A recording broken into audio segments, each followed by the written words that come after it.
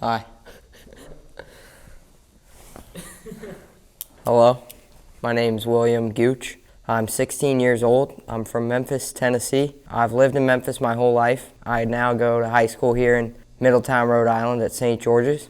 I have two brothers, one older, one younger. I love to play the piano, play tennis, fly fish for trout, and most of all, I love to duck hunt. I originally got into duck hunting because growing up, both of my grandfathers were big hunters. My mom's dad mostly hunted quail, as well as dove and pheasant. My dad's dad also hunted dove. They both hunted ducks a lot. They taught my parents and aunts and uncles to hunt, and since then, my cousins and I have been going hunting together. My dad and I have been going hunting together. My brothers and I have been going hunting together. Since then, I've just began to fall in love with it, fall in love with how truly communal it is, how you can make friends through it, you can learn about people, you can have a great time, and at the same time, you're in pursuit of an animal, you're in pursuit of a living thing that's constantly challenging you, constantly keeping you on your feet. And ducks specifically I find to be a really enjoyable challenge because they primarily can be found on wetlands, which I personally enjoy being around. Putting on waders, going out, getting into the thick of it is just a whole lot of fun to me. From probably the age of 7, I've just really been in love with it.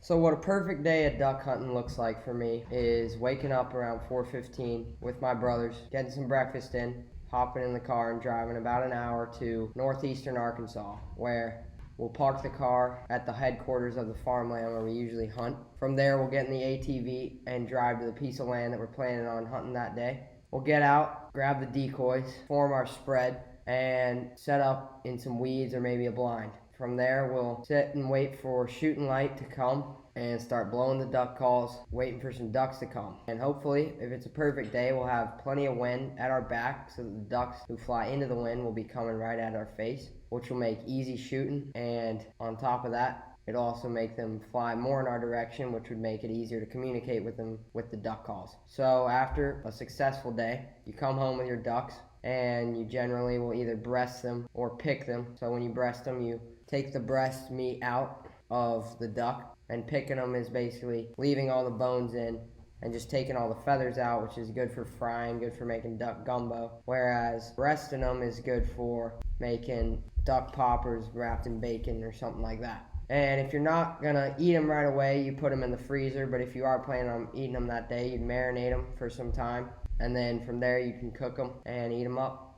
Duck hunting definitely presents its challenges. For one thing, ducks are a living animal, and because of that, they're pretty unpredictable. And there are definitely some days that you can sort of have a pretty good idea of what they're gonna do. But some days, the weather can just be not quite where you want it, and they can be doing some weird stuff that's just hard to predict. And that's probably the biggest challenge. On top of that, just weather itself with rain can make it hard to get to the spot you're trying to get to, as well as just general issues with the land and the environment, I would say, are probably the biggest challenges that are presented in duck hunting.